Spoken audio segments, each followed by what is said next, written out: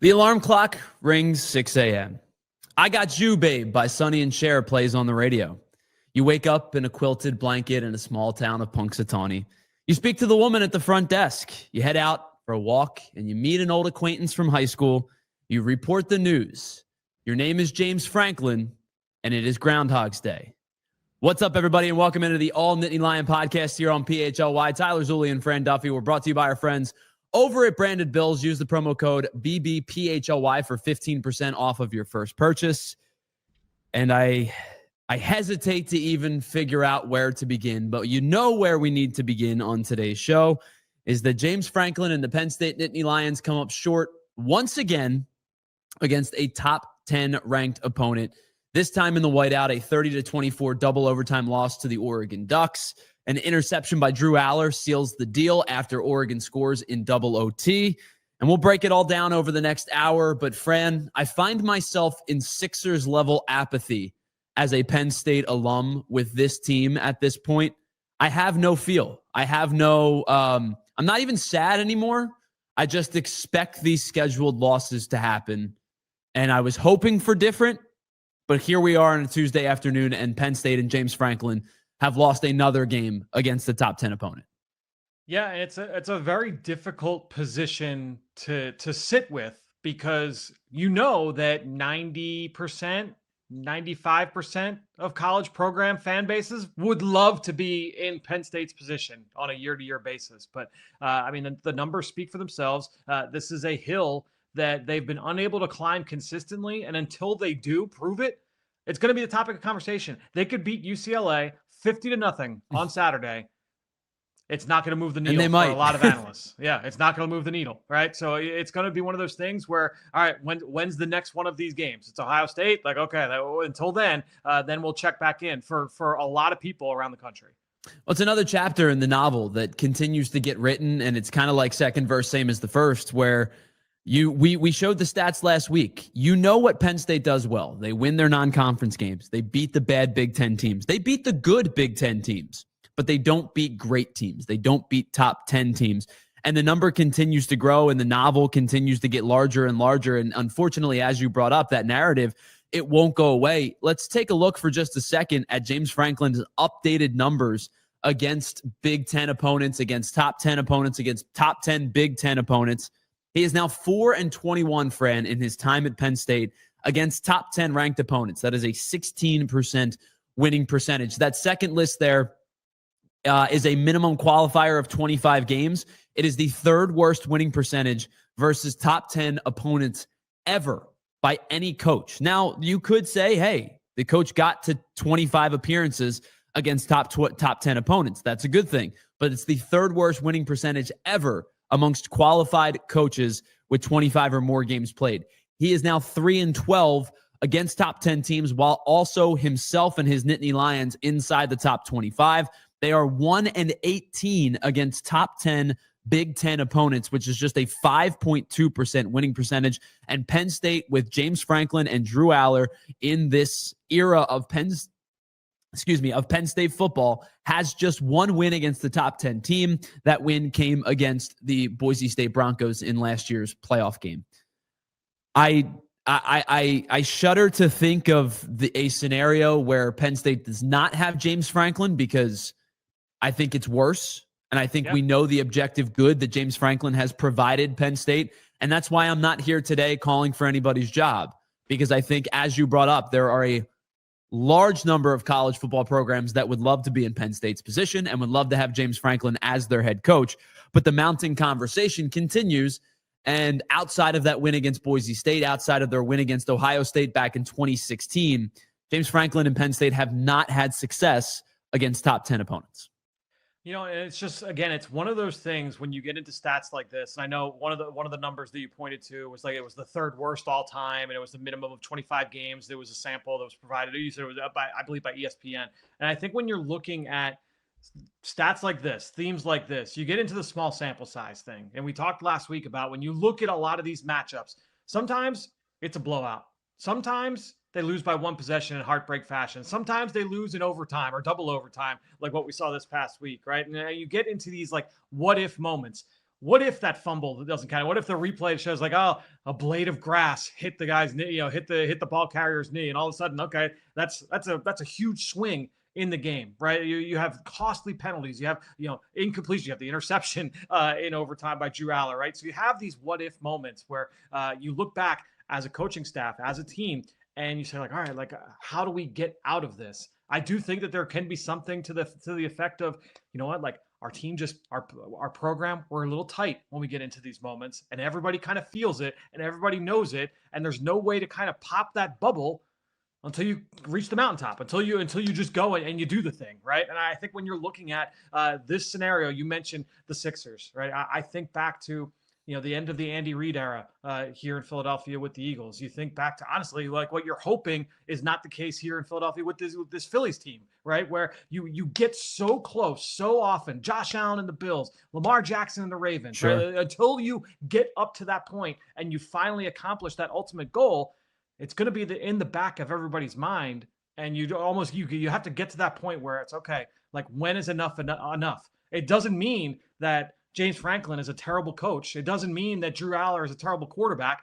It could just be that the mix isn't quite there. And, the Eagles move on from Andy Reid. He goes on, he wins multiple Super Bowls. The Eagles go on and win multiple Super Bowls. Sometimes it's just, you know what, for whatever reason, it just didn't work out. I think when you're looking at this scenario here, this is just, it's difficult. It's a really tough one to disentangle. And I will say this: I spent 4 years at Penn State where they were in the aftermath of a large sanction. There was multiple scholarship reductions. There was spending reductions. There was a lot in place for Penn State. And I oftentimes give both Bill O'Brien and James Franklin a ton of credit for the work that they did, the foundation that they built, along with those guys on that 2012 team, the Michael Maudis of the world, the Gerald Hodges of the world, the guys that chose to stay at the program. You give them a lot of credit for building the foundation back up and making this a program that is year in and year out one of the top 15, 20, 25 teams in the country. And you and I have talked about this before. When the college football playoff expanded, there was no program in college football that benefited from that expansion more than Penn State. And I believe 4 of the last 6 years prior to the expansion last season, Penn State would have been in the playoff if the expansion had existed. So there's no doubt about it. James Franklin and the staff have made this team a national contender. Maybe not the elite contenders, the Ohio States of the world, the Bamas, the Georgias of the world, but in that next tier down, Penn State finds themselves. And that's not a bad place to be. But I think now you have aspirations because you have gone out and spent money in the transfer portal. You have an athletic director that has, for the most part, said blank check and do what you got to do, because it's not just Penn State football that has been has kind of boomed over the last few years within the athletics department. Hockey has boomed. Volleyball has always been big. Wrestling may be the most dominant college football program in all of college athletics, with Cael Sanderson at the helm. So like, they've spent some money and they've done this on purpose to be able to compete at this level, at the football level. And so it's not a bad place to be. But I think now Penn State fans have expectations of more. And I think they probably should have a right to have expectations of more. They are competing on the NIL level now, as we've talked about with the receiving core and with Amari Campbell coming and transferring and a couple of different guys who they've spent some money on. There is a right to be frustrated with Penn State for Penn State fans at this point, because it does very much feel like, Bill Murray waking up every morning to the same song in the same bed in Punxsutawney. Every time this team plays good teams, it's scheduled losses, it feels like.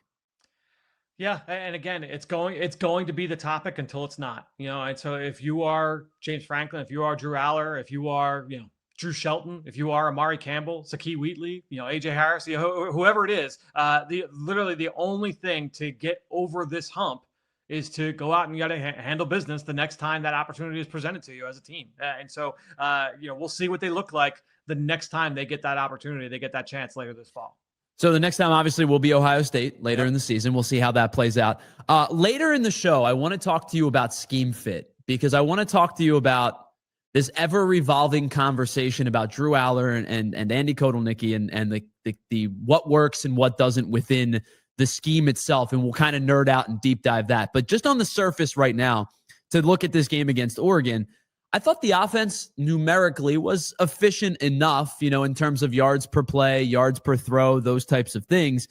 But it did feel like, speaking of Kotelnicki and speaking of the coaching staff, it felt like there was some timidity in play calling, which when they play teams they know they're better than, they don't do that. But Steve Jones, who is the voice of the Nittany Lions and also does a radio show up in State College, pointed this out on his show the other day. Their first 8 first down plays that they had in the game, they generated 8 total yards. Now, there was a sack involved that took a bulk of those away, but you're still, even if you don't have that sack and it goes for 0, you're talking about having 20-ish yards on your first 8 first downs. That's not a way to stay on schedule. And when you're playing a team like Oregon, who has a good defense, but on the flip side, really is going to get after you with their quarterback and their offense, being behind the sticks on second down routinely in the first half, I think is a huge factor as to what set them up to be trailing at halftime, to be trailing into the third quarter, and force them to mount that comeback into the fourth quarter. On Sunday morning, one of the first things I did was, all right, I want to go back. I want to watch this film. I want to watch the Penn State offense against this Oregon defense. And, I go through it once and I just kind of let it wash over me, take a couple notes, for the show and then I'm like, all right, let me go in and just watch Drew Allar. Right. I just want to watch Drew Allar in this past game. And one of the things and we'll get into the Allar conversation later, but one of the things that did stand out to me, because I'm like, all right, I'll post some of the plays that you can evaluate, right? Just the pure dropbacks. It felt like every single one, it's 3rd and 6, it's 3rd and 8. There was no 1st and 10s. It wasn't like, 2nd and 8, they're asking him to drop back and make a throw. Everything was, all right, when it's 3rd and long, time to drop back and let's hit a deep out route. It's 3rd and long, let's go for the deep post. It's 3rd and long, let's go for the slot fade. Right? It was not necessarily a game plan. We're like, all right, we're gonna let Drew Allar go and win this. You had run game, there were the misdirection plays and the screens, and you had all that stuff mixed in on the early downs. And then when you got into 3rd and long, that's when, all right, now we're gonna cut this loose and we're gonna go straight drop back. And we'll get into the scheme stuff later, but that did stand out to me that you kind of got behind the sticks early. They weren't able to run the ball to the level that you would hope. When you go back and you look at the success they had against good teams last year at Penn State, you had big games from Katron Allen, big games from Nick Singleton. And in this one, you couldn't really get either of them going at that explosive rate. You had a couple chunk games from Allen a little bit later in the game, but early on especially, it was tough sledding against this Oregon defense. You said to me last week, the way that Penn State wins this game is to get to Dante Moore, rattle the quarterback, who does have a propensity when he gets rattled to throw the football to the other team.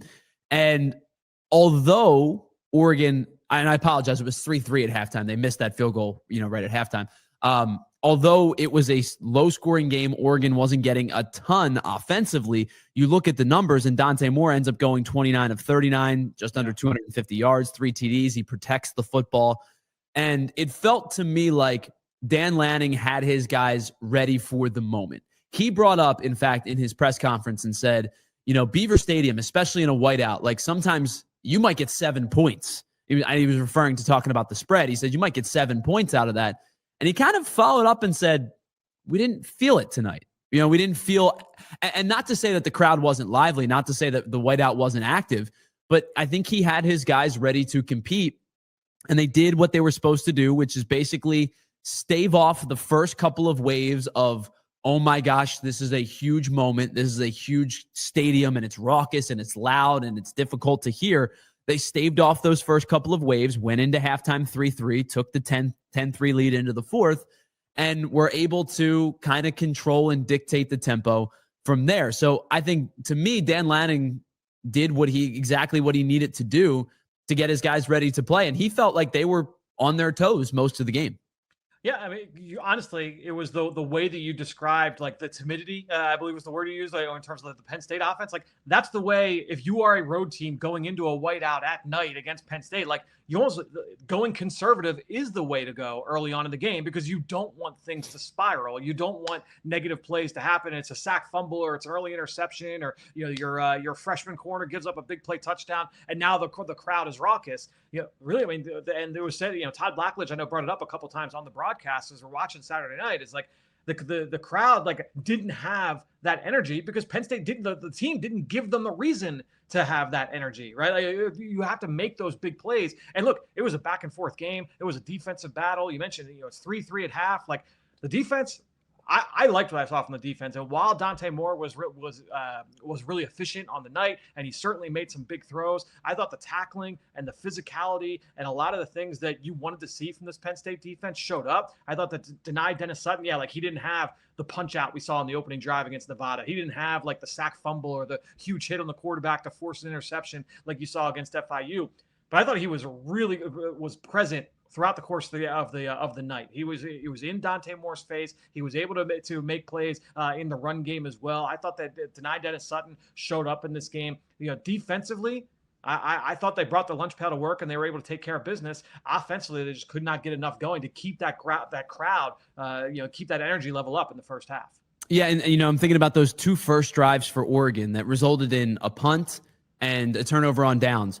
The two first drives in the first quarter for the Ducks went a total of 48 yards. A really good job by Penn State's defense of getting off the field in consecutive drives. But despite just giving up 48 yards, friend, those two drives went almost 10 combined minutes, 4 minutes and 8 seconds and 5 minutes and 50 seconds. And I mean, that's effectively 2/3 of the first quarter. And when Penn State's first drive goes 3 and out, 5 yards, minute and 40 seconds, you're asking a lot early of your defense, who did step up to the occasion, but you're asking them to be on the field for a really long time early in the game, which leads to obviously fatigue in the second half, which leads to, your interior defensive linemen's kind of sucking wind on the line and in the trenches down the stretch. Yep. And I thought even though those two drives were not super productive in terms of getting yardage for Oregon, they did run 17 plays to Penn State's 3 of the first 3 drives and chopped off, 2/3 of the first quarter. And that, to your point, is kind of exactly how you take the air out of the stadium a little bit. Yeah, and you felt that watching it, right? And again, the commenter or the broadcast crew commented on that throughout the course of the first half. And it wasn't really until you had that Devontae Ross touchdown, and maybe you had the fumble. When the fumble comes back off the challenge, off the replay, then it's you just kind of felt the air get deflated out of the stadium. But they just, again, not enough of those moments over the course of the first half, especially of this game. All right, so on the other side, we're going to dive into some of the X's and O's of this game. I want to get Fran's observations. He brought up his film study that he posted on Twitter. You can find that at FDuffyNFL on Twitter, and it's great work, and I would encourage you to do it. But we'll break down some of those plays on the other side, and then I want to get into this conversation about Kotelnicki's scheme versus Drew Allar, the quarterback. And I want to ask you a very important question. When you're an offensive coordinator, do you bring in players for your scheme, or do you scheme for your players? And we'll talk a little bit more about that on the other side. Of course, we'll get into our college football top 5 on the other side. And I think we're going to see some new teams and some new faces for the first time in quite some time. It's the All Nittany Lion podcast. We're brought to you by our friends over at Branded Bills. We are broadcasting live from the Xfinity Mobile Studio, and we'll be right back after this. All right, let me tell you about my friends over at Branded Bills. You see my cap I got on now? You got the one back here, the PA State flag. It's a pretty sick hat as well. And you can get them all with our friends over at Branded Bills. And I would use the promo code BBPHLY for 15% off of your first order. If you want a hat that stands out in any style, whether it's the snapback, the trucker hat, the fitted, a beanie, and they've got t-shirts for you as well, you can do that all at Branded Bills. You're going to start by giving your favorite team or teams, and then you're going to get a dedicated staff that's going to work with you to get you the best apparel possible. Hey, if you're heading on vacation, you want to stand out, and you want to be, hey, where'd you get that shirt at? Where'd you get that hat at? You want to be able to answer the question at Branded Bills. And of course, as I said, use the code BBPHLY for 15% off of your first purchase. They have partnered with Penn State and a ton of other colleges to be part of the campus collection. So head on over to brandedbills.com today to get started on your first purchase.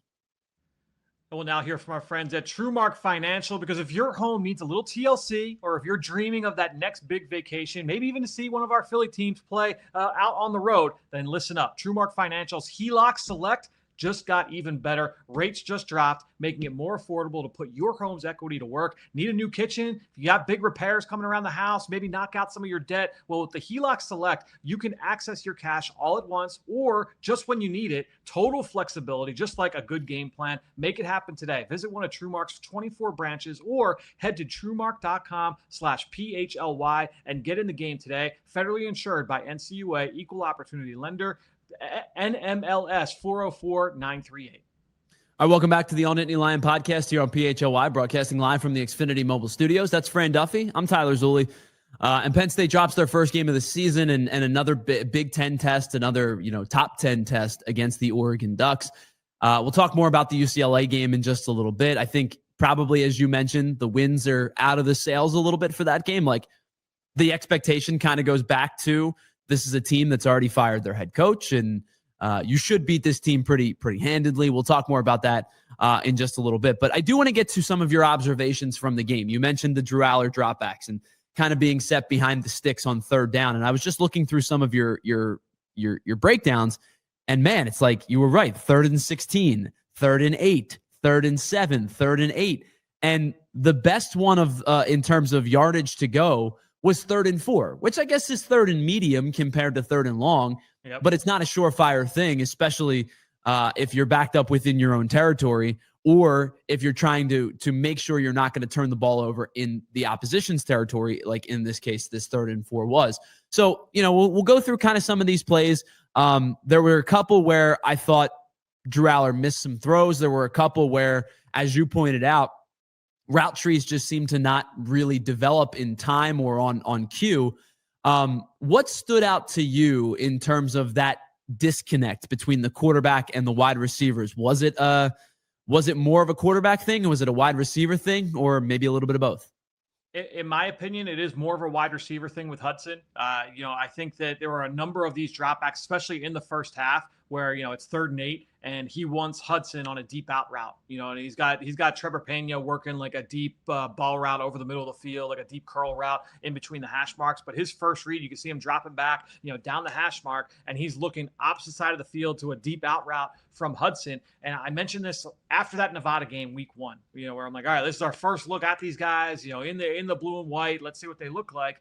And when I'm looking at what Hudson looks like, I'm like, all right, like, he's a perimeter, like outside the numbers possession receiver, but I just don't see like a lot of like juice to separate and that ability to kind of win one-on-one on a consistent rate, outside the numbers. And what you saw, that lack of timing show up a number of times here in this one. And there was one play, I want to say it was late second quarter. It was a deep out route. I remember like it was there were a lot of boos in the stands because it lands out of bounds. Like and it looked like, oh, that's a bad ball from Allar. But I'm watching it on film and I'm like, no, like he's putting this one where it should be, where Hudson should be on this play. But it just took Hudson so long to create that separation that, again, like the timing was just not there. And so it's one of those things. And honestly, we can get into the conversation a little bit in terms of like the fit. I don't know that Hudson is going to be this guy that, hey, you know what? On 3rd and 8, we're running a route 18 yards down the field, and he's going to win every single time.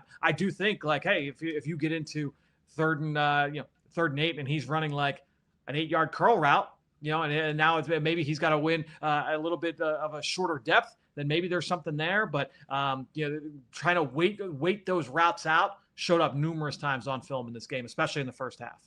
So what'd you make of Penn State's offensive line? It felt like they got pushed around a little bit more than maybe we were kind of going to expect heading into the game, especially with a veteran-laden team. Anything on the film stand out to you in terms of how the offensive line stood out?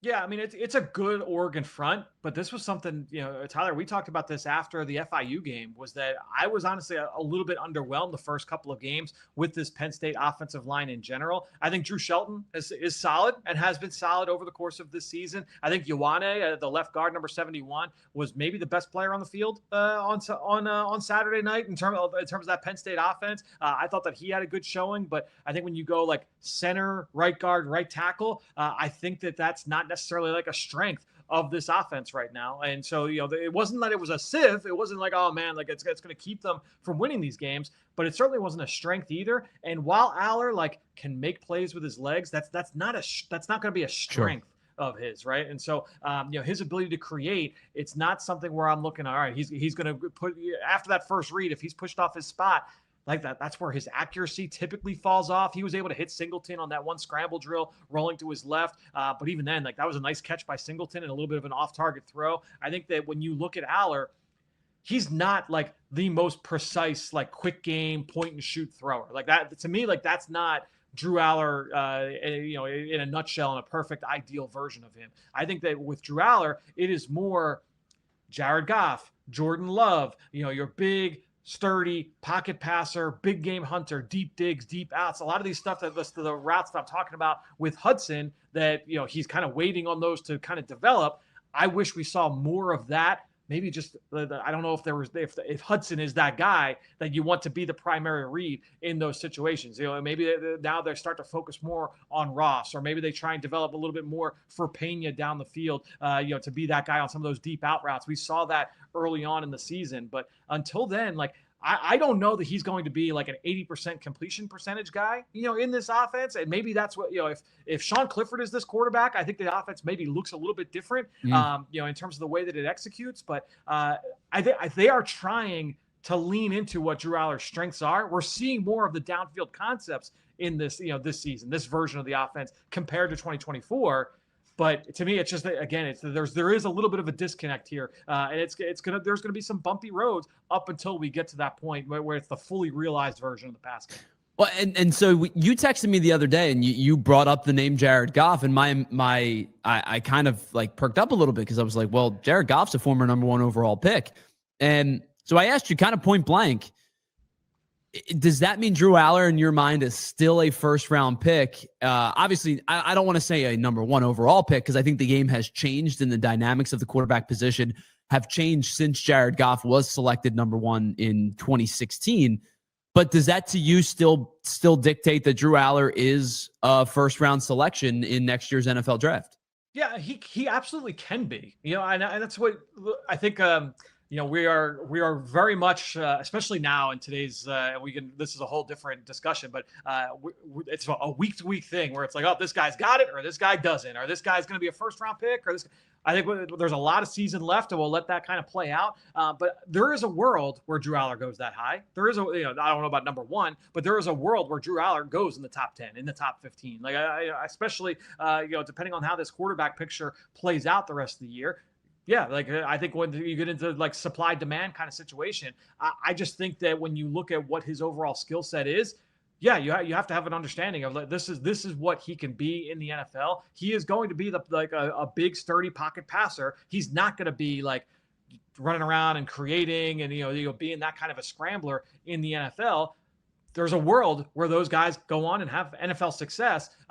Jordan Love went late first round and has turned into a fine starting quarterback. He's got paid a huge amount of money going into the 2024 season. Jared Goff has been a solid NFL starter. I think that when you look at Drew Allar, that is absolutely within the range of outcomes. It's also within the range of outcomes that he goes, in the late first, early second round and gets thrown to the Wolves early on, and it doesn't succeed, and then all of a sudden now he's a backup for 5 years, right?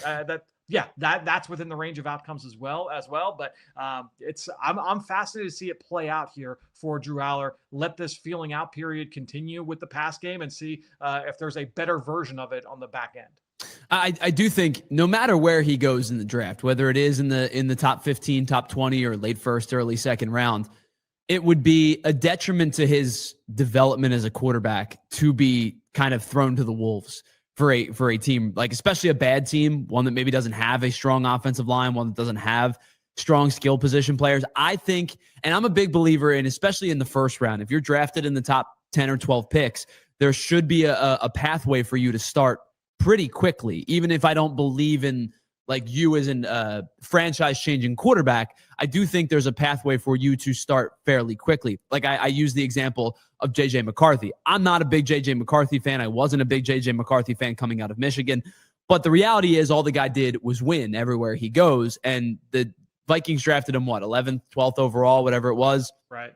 Like, the pathway there should have been probably he's going to be an immediate starter. Gets hurt in preseason. Darnold ends up starting. Now he's was their starter prior to the injury. But if Allar is a guy who goes 18, 22, 25, or even into 35-ish range, I think it would be a disservice to him to do that, to like take that pathway. I think he's a guy that's going to need probably at least a full season's worth of sitting on the bench and learning how to be an NFL quarterback if he's going to have success at the next level. Well, see, that's where I think that he has the wherewithal to be able to like go through progressions and and kind of and let an offense play out. There's almost an element of like too smart for his own good kind of thing, and that's what we talked about going into the season, where I want to see him push the limit more and take more risks and take more chances. Obviously, it went the other way. Like the interception he had in overtime is that's a tough pill to swallow, right? And that's like like you can't make that call in that situation, first down in overtime, to force that kind of a window, or that throw into that window. But I think when you're looking at him overall, again, like if he's going to be what Jordan Love, let's say you envision him that way, you envision him being that level of starter. Jordan Love's he's going to put the ball in harm's way at times, and you're going to try and you're going to get big chunks on the opposite end of it. You're going to get the Devontae Ross touchdown to go along with some of that. I think that when you're looking at Drew Allar, if you're projecting him forward, you have belief in him as a person, as like, hey, this guy could be the face of the franchise and the leader of the locker room and all that. That's the way that you're going to play with Drew Allar as your quarterback. So then the last question, you bring up the interception before we get into scheme fits and things like that. He kind of talked about the interception after the game and said was trying to obviously fit it over the linebacker's head, made a good play. So you do tip the cap a little bit to the linebacker for making a nice play and being in the right spot. I'm curious now, because now this is the second time against Oregon in a late game situation where he has thrown an early down interception that kind of either iced the game or in this case ended the game. In terms of those decision-making processes, like, should there be more of like a live to fight another down type of thought process when you're making that throw? Because you go back to the Big Ten championship game, the interception that he threw against Oregon late, I believe was on first down as well. Took a shot downfield and ends up throwing the interception. So you have really 2 first down interceptions against Oregon in late game situations. Should there be a little bit more of a kind of live to fight another down mentality in that spot, or? Well, then let's bring this full circle. When we talk about what their approach was in the first half of this game and talking about Drew Allar and finding those dropbacks, and all of it was 3rd and 8, 3rd and 7, 3rd and 6, 3rd and 10. It's because early on, like, it was very much like, this is hey, we're going to run the ball. We're going to throw a screen. We're going to throw a throwback, where it's not like we're asking Drew Allar to put it all on his shoulders. Right. And so then you get into overtime. And one of the first times they did it on an early down, it wasn't the first time he did have some early down, like pure dropbacks in this game, but they were few and far between. Most of the times when he was asked to just drop back and read things out was in those high leverage 3rd and long kind of situations. This was one of a handful that you saw on 1st and 10, and it ended up going the other way. All right, so let's take a break. On the other side, we are going to get into scheme fits, and we're going to talk specifically about not just Drew Allar. And I don't want to do this, Fran, but the name keeps popping up. A quarterback who is currently 5-0 in the SEC. And we'll talk more about him as well on the other side. It's the All Nittany Lion podcast. We're brought to you by our friends over at Branded Bills. We are broadcasting live from the Xfinity Mobile Lounge, and we will be right back after this. All right, let me tell you about our friends over at Ashley, because fall is not just a feeling, it's a season. It's warm, it's cozy, and with Ashley, you can discover the warm and cozy hot buys for every room in your home, from stylish living rooms to welcoming dining rooms to relaxing bedrooms. You'll find beautiful looks for every room in your house, starting at just $299. And right now, buy today and pay later with no interest for 60 months, because again, it's not just a season, it's a feeling. Visit your local Ashley showroom and start saving today. Restrictions and exclusions may apply. We'll now hear from our friends over at Rothman Orthopedics, because we've all been there. You're trying to power through, whether you're going to like the orchard, you're out, maybe you're going like a hayride, or you're going through corn maze, you're doing all of the fall activities, but you've got that nagging injury, that stubborn pain. But when the rest isn't cutting it, it's time to call in the experts, and that's why we trust Rothman Orthopedics. So whether you're running, again, through the corn maze, you're swinging your golf clubs out there, or if you're just getting ready for your Sunday tailgate, whatever it is, Rothman specialists are here to treat what's holding you back. The top tier care will have you moving and enjoying every single minute of the fall. If pain is slowing you down this season, take the first step. Head to rothmanortho.com/PHLY and schedule your appointment today. Rothman Orthopedics, your summer, your mobility, their mission. Get your home ready for cozy seasons during Ashley's fall savings event happening right now. And you can discover the season's warmest and coziest hot buys on every room in your home, for your living room, your bathroom, your dining room, whatever it may be, all starting at just $2.99. And right now, buy today and pay later with no interest for 60 months, because fall isn't just a season, it's a feeling. Visit your local Ashley showroom and start saving today. Welcome back to the All Nittany Lion podcast here on PHLY. That's Fran Duffy. I'm Tyler Zulli, as we get you for another 20 minutes or so, 25 minutes or so. And Fran, I want to shift the idea of quarterback scheme fit conversation here. Okay. And I think that it is a fair statement to make that Drew Allar may not be the perfect fit for Andy Kotelnicki's scheme, where it's, extension of plays. You brought up a quarterback who can extend plays, but maybe not create plays, right? When you talk about Jared Goff and those types of quarterbacks, they have the ability to extend plays and step up in the pocket and step out of the pocket if need be, but I don't know how much they're creating plays. That's the type of quarterback I think back to Jalen Daniels when he was at Kansas, how electrifying that offense was, the guy who could create plays on his own. When you think about scheme fit, is it more fair to ask the offensive coordinator to scheme his players, or for the team to let me rephrase that. Should the quarterback fit the scheme, or should the scheme fit the quarterback? Yeah, I think that you'd love a perfect marriage of both. And I do. That's the thing, is that when I do watch this offense, I'm seeing them try to lean into the strengths of Drew Allar. Like on those third down dropbacks, like they are doing the thing that I was hoping that they would do, considering Drew Allar's skill set and with new faces in that receiver room. Because last year it was pretty clear that they didn't feel great about the receivers. Drew Allar didn't have faith in them, and to me, the offensive staff didn't have faith in them. That's why they go into the portal. They're aggressive. They bring in 3 new faces, 3 new starters, and so I get with why their approach was that way this offseason. And honestly, coming in, we've seen the productivity has not been there. You look at the numbers, and it's like, oh, why aren't Drew Allar's numbers better? And I get it. We talked about it here every week on the show, was that they are trying to change the way that they are going about things from a pass game standpoint. Again, I don't think Drew Allar is going to be like that quick release, point and shoot, quick dispersal point guard. That's not his game. So they haven't really been leaning into that. They're always going to do the funky shifts and motions and the creative screens, and that stuff is good. So I think they're just trying to find what is the right balance of the point and shoot quick game stuff. I think you always want to sprinkle in the creative, but then it's all right mixing that in with what is the best version of our pure drop back pass game. So obviously the conversation immediately shifts to the backup quarterback conversation, the grass is always greener conversation. Those types of conversations tend to happen. I don't want to get into this too much, but I think we have to throw a little bit of water on this fire, because there is a reason that Bo Perbula was allowed to enter the transfer portal and end up going to Missouri. Now, he's having an excellent year. The Missouri Tigers are 5-0. He's a 12-3 touchdown to interception rate. His yardage is well over 1,200. Statistically, he's having a better year than Drew Allar is so far this season. And maybe that type of quarterback, one that can create with his legs, is the type of scheme fit that works in an Andy Kotelnicki system. I think we've run into a scenario where, and I used to say this about a receiver on Penn State's roster who ended up converting to tight end at the NFL level. And I used to say, I think this guy's going to be a better NFL player than he is a college player. Now, the player that I used to refer to was Juwan Johnson. Okay. I thought Juwan Johnson was not schemed well for the type of player that he was, converts to tight end, has had a fairly decent career with the Saints at the NFL level. I think Drew Allar is going to be a better NFL quarterback than he is a college quarterback. I think it's very possible that is the case. So with that being said, I don't hold a lot of merit with the Bo Pribula would have this team in a better spot. I don't know the answer to that question, and maybe he would at the college level, but Penn State chose Drew Allar.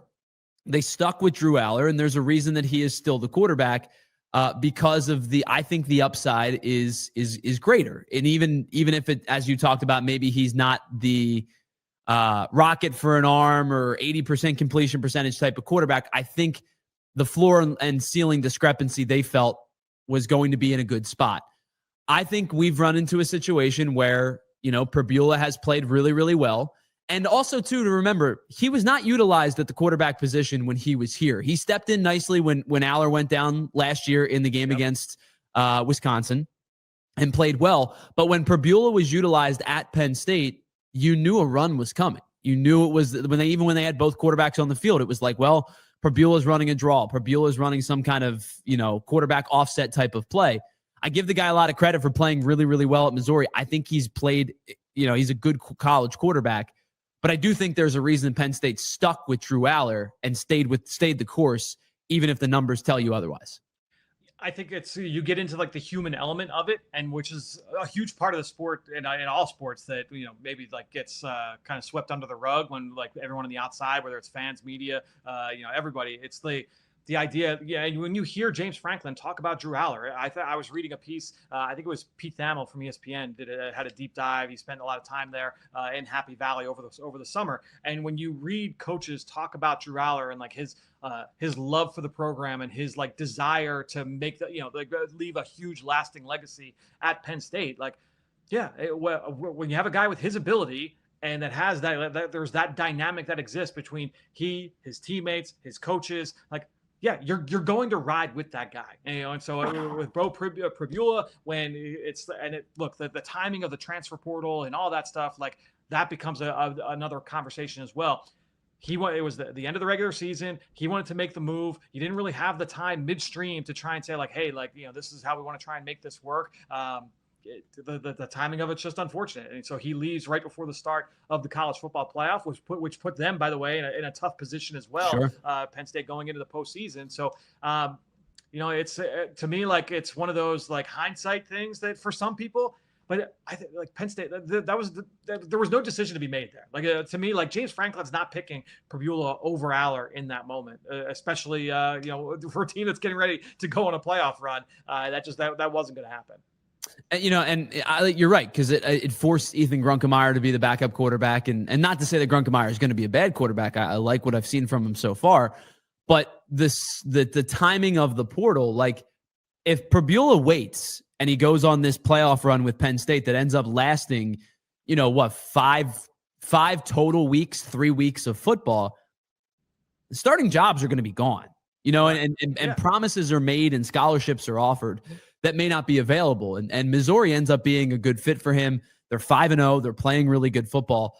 But I think for him at a personal level, I don't blame the kid for going and entering the portal at that time, because if he waits, what does he end up playing? Quarterback in Marshall or UTSA? And no disrespect to those programs, but he got an SEC starting job this year. And remember too, heading into the season, there was still a quarterback controversy not controversy, but a quarterback battle in Missouri. Pribula was going to play a half. The other quarterback was going to play a half. The other guy gets hurt, and Pribula ends up playing the whole game. And from there, he's run with the starting job and has been very good. So I tip my cap to Bo Pribula for playing well. But I think I tend to agree with you. I don't think, in that time frame, in that decision-making process, there was no alternative reality where James Franklin goes, hey, man, I know you were our starting quarterback all year, but we're going to go with this guy now in the college football playoff because we want to keep him. And, like, for the record, too, like, even if that decision did have to wait until April, I still don't think that Sure. Franklin would have made it. That still would have been, like, a crazy call to make, even given, like, if everything played out exactly the same way, just with Pribula sitting on the bench behind Drew Allar throughout the course of the playoff, I still don't think they're making that call. I think that Pribula ultimately ends up transferring, and to his detriment, he's got less opportunity at that point in the calendar.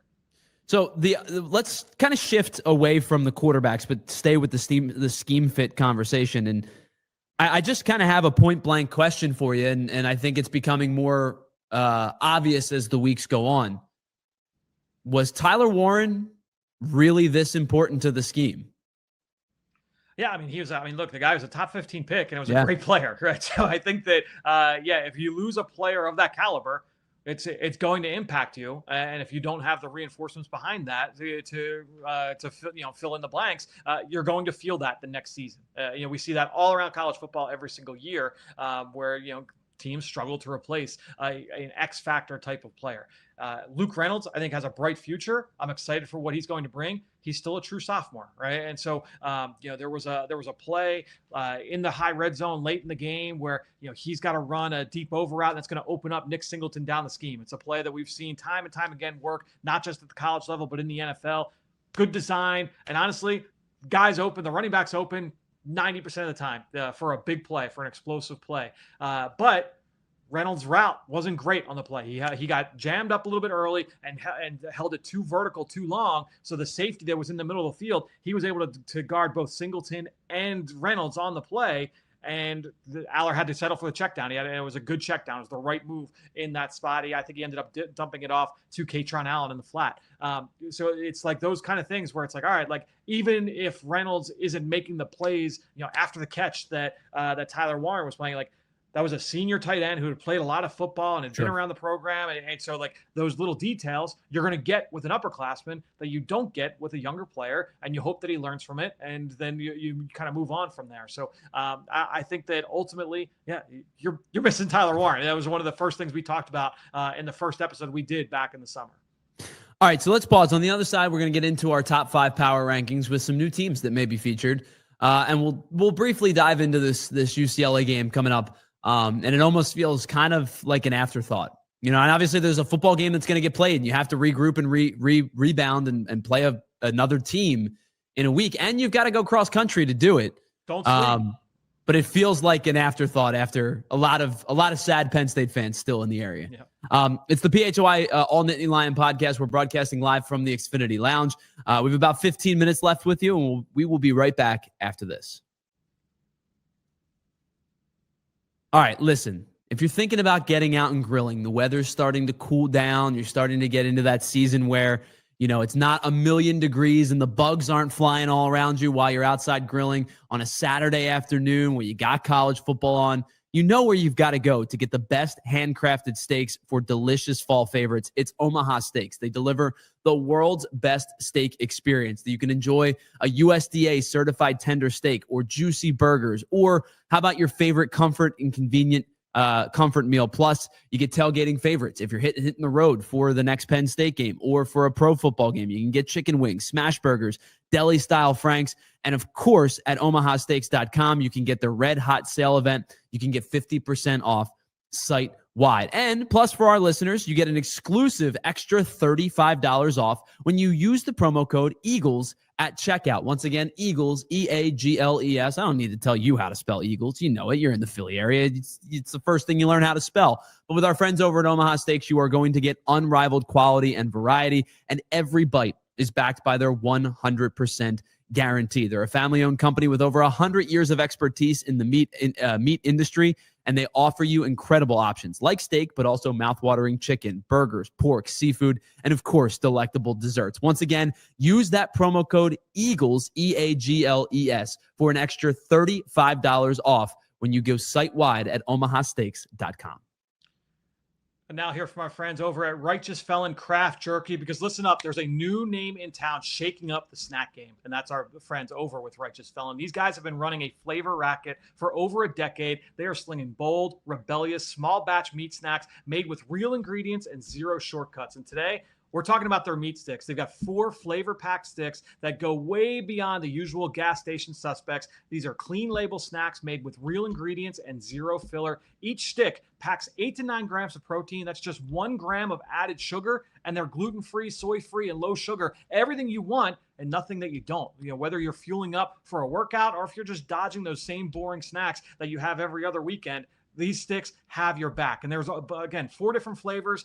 I prefer personally, Tyler, the fiery habanero. That's a spicy, It's a slow popular burn, one around here. perfectly balanced. It's got that kick, but it's not going to knock you out cold. Just clean heat and bold flavor. I also like the OG hickory, deep hickory smoke, rich beef flavor, no nonsense, straight savory, seriously satisfying. They've got the lemon pepper turkey. They've got the street taco pork. The best thing about it too, no matter where you go, you're going to see Righteous Felons. You go out to Wawa, you go to Giant, you go to Royal Farms, all the different stores that you're going to get these snacks.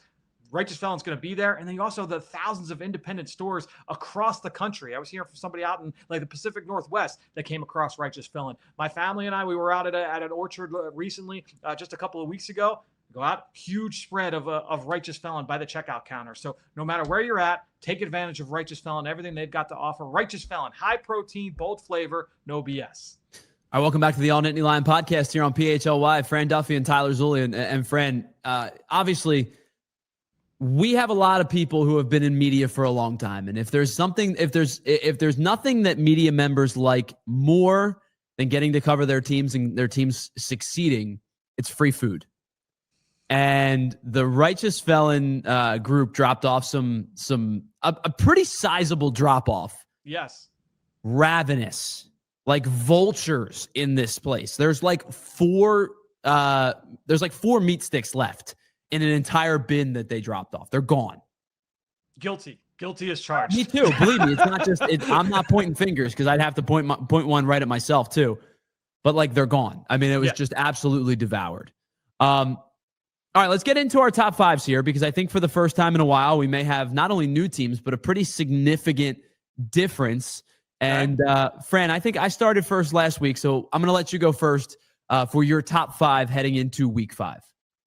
Yeah, let's get into it. We said last week because I kind of kept the same 5 from the previous week. I said we're obviously going to have a shakeup because you had a couple teams in the top 5, top 6 that were playing games, big games against other ranked teams. So that was going to impact it, and that's exactly how it played out. 2 of my top 5 lost last week. So here's my new top 5. A little bit of a shocker at number 1. I'm going Oregon Ducks, number 1, over Ohio State at number 2, the University of Miami at number 3, Ole Miss at number 4, and Texas A&M at number 5. To me, when I look at Oregon, they rolled competition early in the season. They handled business against, not group of 5 talent, it's group of 5 schools like Oregon State, Oklahoma State. They rolled. They take care of business on the road against Northwestern, and then they go into Happy Valley nighttime, white out, and they win in that environment, come away with a big win. So Oregon, I bumped up to number 1. Ohio State at number 2. Big win this week against Washington. That's not an easy place to play either. But to me, that was a bigger, more impressive outing from Oregon. So that's why I gave them the number 1 vote. I think Miami, their work has spoken for themselves. I said last week they were probably number 6 on my board. You've had them at number 3 for a couple weeks. But to me, they definitely are deserving of this spot. After that, man, I struggled. There were like 5 teams that I thought about for the 4 spot and the 5 spot. I ended up going with Ole Miss and Texas A&M, but definitely open to being convinced of otherwise. Yeah, so I think that for the first time in a while, that 4-5 was like, do I take a team that's undefeated? Yes. Do I take a team? Because you've used the formula of if these 2 teams will meet on a neutral site, who could win the game? I really struggled with it. My top 3 are the same teams in a little bit of a different order. I'm leaving Ohio State at 1. I thought defensively, still to this point, I think they're the best defensive team in college football right now. They might be better than they were a season ago. Getting Caleb Downs, obviously significant for this team. They have given up 9, 7, 6, and 0. Now, they've played some easier non-conference games, but they also have given up 7 to Texas, which was their big non-conference game. They gave up 6 this past week to Washington. I just think that defense is really, really good. And Jonah Coleman is the running back for Washington. I really like. I've liked him for 2 years now. Held him to just 70 yards, but one of those runs was for 34 yards. So on his other 12 carries, he had 36 yards. I think it's a complete defense. I'm going to leave Ohio State at number 1. I'm going to keep Oregon at number 2. A really, as you brought up, really impressive win going into Happy Valley to beat Penn State. I'm going to keep them at number 2. Miami on the bye. They stay at number 3. You and I agree at number 4 with Ole Miss. I really like what they've done so far. And here's my list, by the way. I apologize. I am going to go with Ole Miss at number 4. I love what Kawan Lacey's done at the running back position, but I think the story obviously is Trinidad Chambliss, who has filled in for Austin Simmons at the quarterback position. Simmons threw 4 picks in the first 2 weeks. Chambliss has only thrown 1 since then. A huge win over LSU this past week, as you brought up. And then I struggled with 5, and I went with the formula of right now, who do I think could win on a neutral site? And I kind of, even though A&M is 5-0 and probably really deserving of being on this list, I went with Alabama. I think Ty Simpson has done a really good job of protecting the football. He has 11 touchdowns to no interceptions. It's the first appearance for Alabama this year on a top 5 for either of us. Really, really strong win over Georgia this past weekend, which was kind of their first staple win of the year. I think they're kind of heading in the right direction after losing to Florida State in pretty convincing fashion. Like, Florida State beat them pretty badly. Not close. In week 1. And they've really rebounded nicely. I think this Alabama team has a good chance to find themselves in the playoffs should they take care of business enough. 10-2 with the way the SEC is set up. I think you might see multiple 10-2 SEC teams in the playoffs this year. I think Alabama may be among them. They've played some good football over the last couple of weeks. And what's scary about them, you obviously have a first-year starter at quarterback in Simpson, who is playing good football right now, especially over these last 2-3 weeks. And then you look at a roster that is getting healthier. You get Jam Miller, the running back, healthy now for the first time. Tim Keenan along the defensive line, they're hoping to get him back here. They just are hoping to get him out at 100%. He did not play for the first chunk of the season. So being able to play your best football, look, Caden Proctor, left tackle, I had really high hopes for coming into the year, has not played well for the majority of this season, played better this past week against Georgia. So if you get the offensive line all work in the same direction, it's a first-year offensive coordinator again, with Ryan Grubb coming over from the Seattle Seahawks, rejoining with Kalen DeBoer, but obviously working with this personnel for the first time. Ryan Williams has had a bunch of drops. So is that going to sustain? My guess is, based off last year, probably not. So it's like, all right, if Ryan Williams, if his best football is ahead of him this year and they're getting healthier and Simpson is getting into a better groove, I thought about putting them at number 5 as well, but I was like, A&M, like Marcel Reed, he's been a dual threat. It's not that I think that all of their wins have been, hugely impressive. They just snuck one out against Notre Dame, but I ended up going with A&M just because of the record. I thought about putting Alabama, though, at that 5 spot. Yeah, I think quite a few teams probably could have made that list, and you're just really playing the battle of, like, whose wins are the most impressive. Exactly. I texted you before the show started. I have a fun trivia question for you, so I want to give you this question before we wrap up. So Bama and Vandy will play this week. It is the first time since 1937 that both of these teams will be ranked when they play each other. Remember last year, Diego Pavia's Vanderbilt team upset the number 1 team in the country at the time in that Alabama team. And Nick Saban basically said, hey, man, this Vandy team's even better than they were a season ago. But I want to take you back to 1937. Okay. Test your college football medal here. Oh, there you go. The top 10 that season is an interesting list. Can we go almost like Sporkle this, where I got to guess some of the top 10 teams? Yes. So Alabama is on that list. They were in the top 10. Vanderbilt was just outside. Can you give me how many of the other 9 teams in the top 10 do you think you could name? Princeton. No, but there is an Ivy League school in there. Yeah, okay. Harvard or Yale? It was Dartmouth. Okay. Dartmouth was 6th at the time. Rutgers. Rutgers is not on the list. There are 2 teams that are no longer FBS teams. They are FCS schools. Youngstown State. No, but heading in kind of in the right direction there. Okay. I'll give you 2 more guesses. All right. Duquesne. Closer, even closer. All right. I don't know. You got me. What do you got? All right. So the number 1 team in the country was the Pitt Panthers that year. Pitt. Okay. Cal was number 2. The team that you were like right on the button with was Fordham University. Right. Fordham was 3. Bama was 4. Minnesota was 5. And I believe this was right around the time Minnesota went on their three-peat, which is the last team to win 3 consecutive. Dartmouth was there. Villanova was next. And then the University of Santa Clara was after that. And then 2 schools that are still big-time schools, Notre Dame and LSU, round out the top 10. Talk about the, obviously it's 90 years in the making, but what an interesting list. Yeah, and just to bring it back to this year, I mean, I don't know how you feel about it.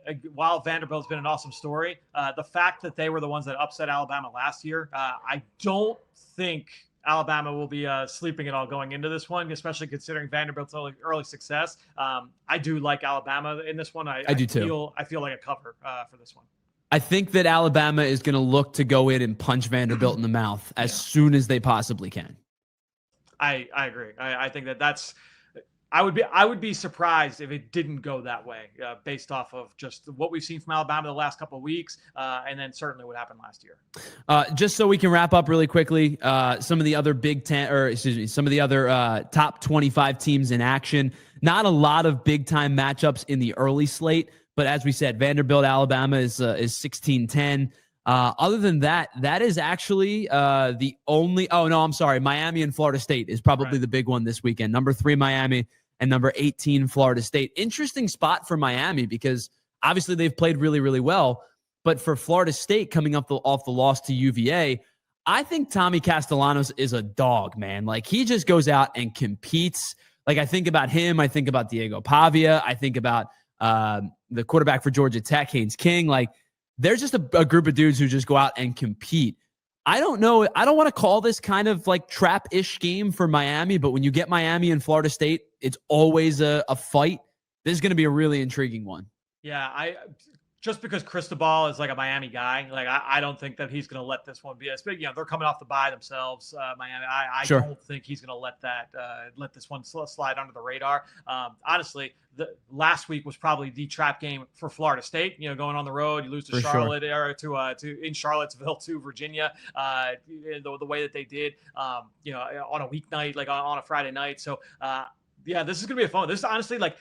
I remember like a decade ago, this was one of my favorite games to watch every single year in college football. So, yeah, I'm excited for a little bit of a throwback feel with this one. We should, by the way, quickly just dive into UCLA. Oh, yeah, sorry.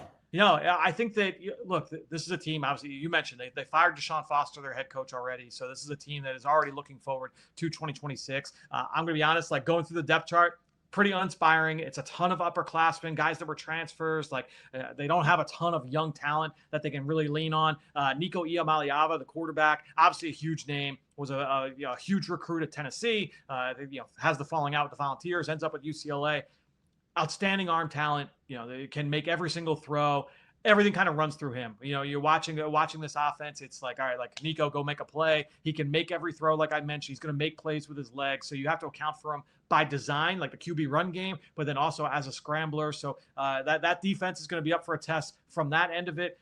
And then defensively, I mean, the name I would probably circle would be their weak side linebacker, John Vaughn's number 6. Outside of that, like this is a group that should be a little bit of a get right spot for this Penn State offense. So you'd love it if you're able to come out and you're able to hit on some of these big plays. You get that run game going. Like the run game, I would expect that run game to get going here against UCLA, but Penn State can't have a letdown here. Like, and you mentioned earlier, like that might be the feeling for us on the outside, but this is you making that cross country trip. We just talked about this last week with USC. You know, they're riding high. Illinois just got thumped by Indiana, and they have to make that cross country trip, and then they lose. You can't. That cannot be you if you're a Penn State. Yeah, I think about the linebacking core. You bring up the linebacker. Like last year, you end up having 2 linebackers who go to the NFL. Carson Schweisinger was probably the big name.